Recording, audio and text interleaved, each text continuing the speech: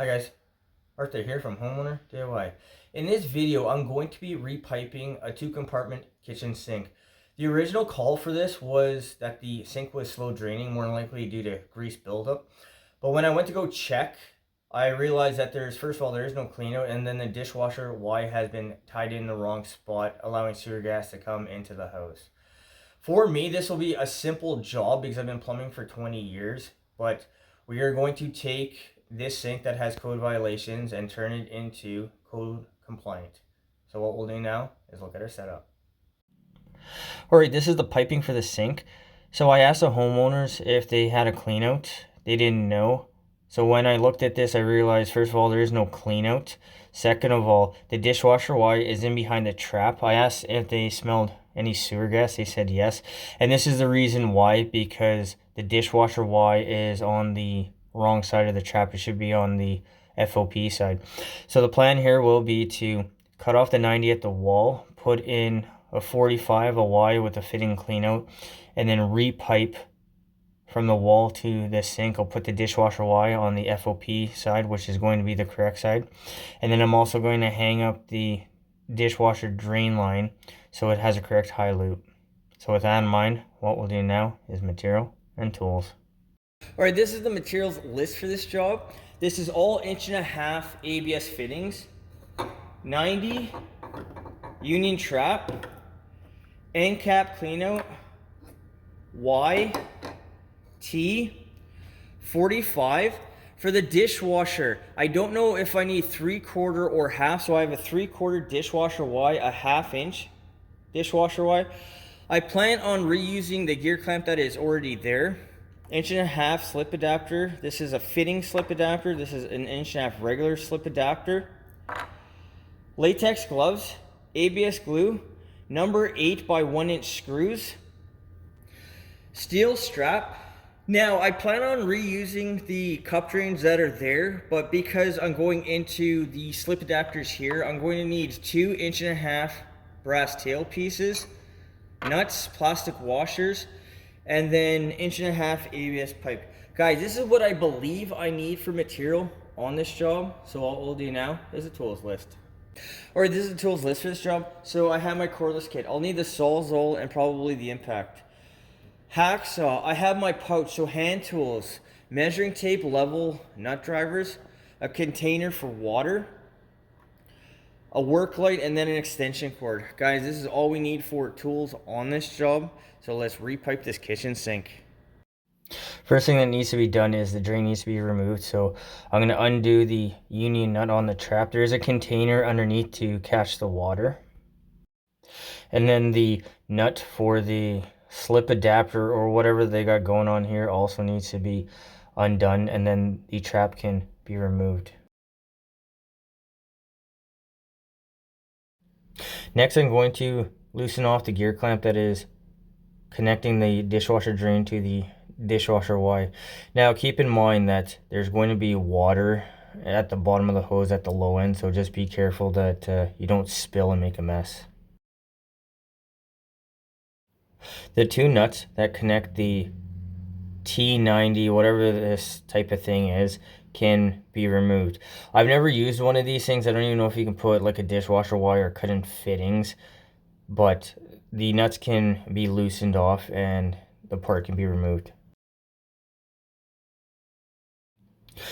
Now a Sawzall can be taken to cut out the portion of the drain that's going to be replaced. So be careful that you don't hit the exterior wall, and also the cold supply line is a bit in the way, so make sure that you don't hit that either, otherwise you're going to have a mess on your hands.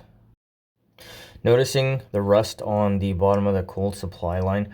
This supply line should be replaced. I did end up replacing it. I didn't show it because it's not part of the job, but if you see your supply line in this type of condition, make sure that you replace it.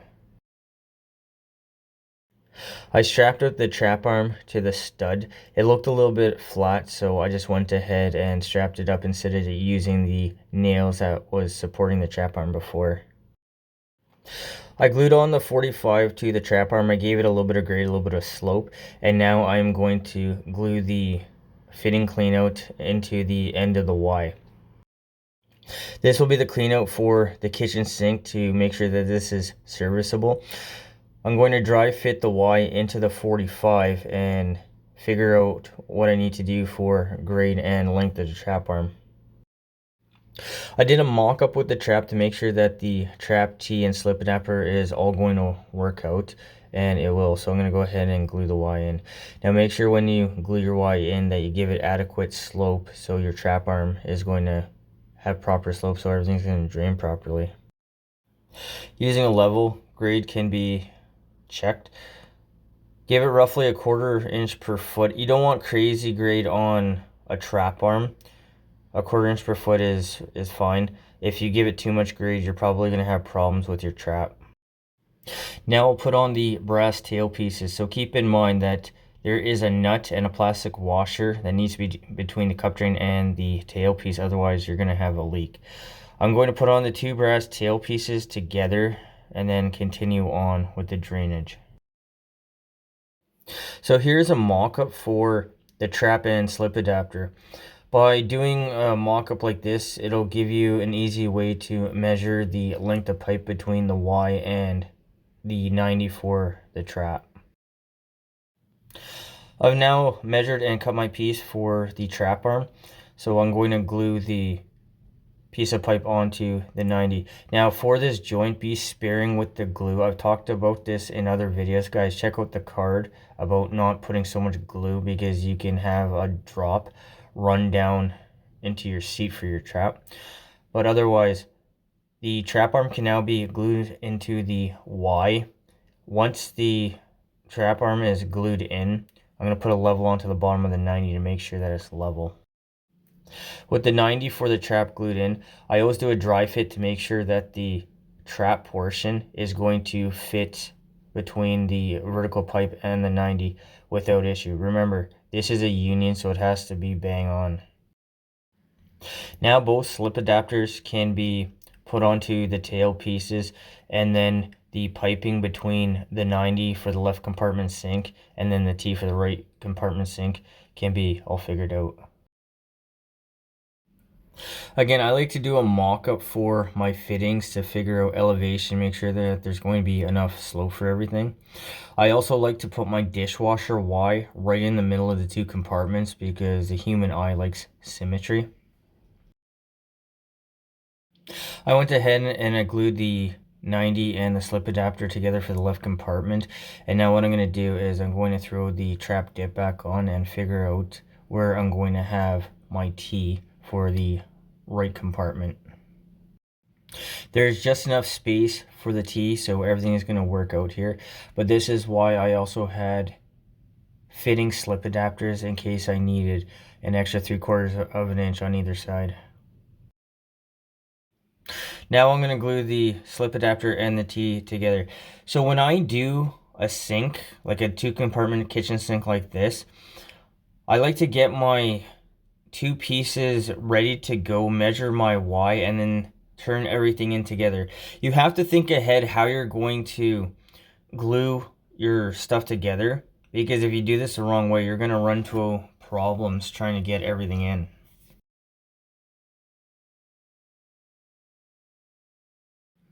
One more time, take the trap dip and make sure that everything is going to fit between the cup drain and the trap.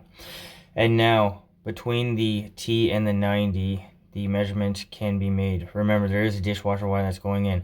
Also, I eye out to make sure that in this case, the 90 is going to be slightly higher than the T. So between the 2 compartments, there's going to be a bit of slope. As I said earlier, I like to have my dishwasher Y between the 2 compartments because in my opinion it looks better. But keep one thing in mind, that you have to make sure that your dishwasher drain line is going to be long enough, because if it's going to be short, then you have no choice but to put the Y closer to the compartment that is closer to the dishwasher. So I measured 2 pieces that are the same length, so the dishwasher Y will be in the middle. Now keep one thing in mind. You want the Y to be pointed towards the back of the cabinet, but you also want it to be on the vertical side opposed to being horizontal, because that's going to help with the drainage. You're going to see later on when I strap up the drain line itself that this is going to matter, but in my opinion, be close to perfectly vertical, or at least on a very steep incline. Now that I'm happy with where the dishwasher Y is, I can glue in the back piece. Also keep one thing in mind, that you are going to be pointing the branch of the Y where the dishwasher connects into towards the trap. Make sure that you don't put it in backwards. Now the horizontal piece of pipe can be glued into the T. This is why I like to do it this way, where the 90 and the T are spinnable, and you're going to have enough play that you can slip the remaining pipe and, in this case, a T together, and everything is going to work out on the first shot. So the elevation between the 90 and the T can be figured out now, as well as the piece of pipe between the trap dip and the T also has to be figured out.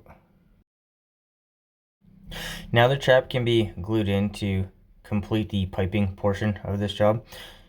The piece of pipe is 1.5 inches, so it's basically tight, but it can be glued in and then the trap can be swung into position.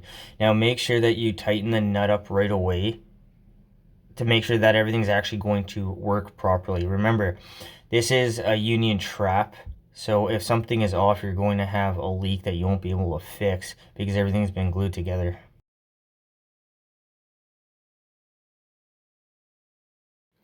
With the piping portion finished, any adjustments can be made using the slip adapter nuts. You can raise and lower as you need to. But what I'll do is I'm going to install the dishwasher drain line, and then we will take a look at the final product.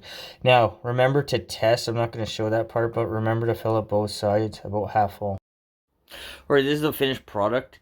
The dishwasher drain has been strapped up as a proper high loop, and I also changed out the cold supply line. This is done now. Everything is done to modern code. So what we'll do now is an overview of this job. Alright guys, so that concludes this job. So the one thing I'm going to say that I've now realized with older houses, it's common that the trap arm is stubbed in higher than what is modern, so this can be problematic. But other than that, everything went well. Now this sink will not have a sewage problem, and there is a clean out that is accessible. And my next job will be to actually clear the blockage, so this is once again running freely. The time on this job. The time for me was about a half an hour. Depending on your skill level, it could take an hour or 2 hours. But for me, this is a half an hour. But again, I have so many thousands of hours in plumbing experience that for something like this, I wouldn't say it's a beginner level, because you need to make sure that you're going to have space, fitting allowance to get everything in, so it's all going to work. The cost of this job. The material was about $50, so I reused the cup drains and then a few other things I had on hand that I supplied myself. This is a retired couple, so I'm going to cut them a break wherever I can to help them out. But for something like this, if you're going to have new cup drains, I would say maybe expect $100, but in this case here, this was $50. Guys, I hope you enjoyed the video. I hope you learned something. I hope something here is going to help you on your project when you need to go ahead and do that. Guys, till next time, please hit the like button, subscribe, and I'll see you on the next project.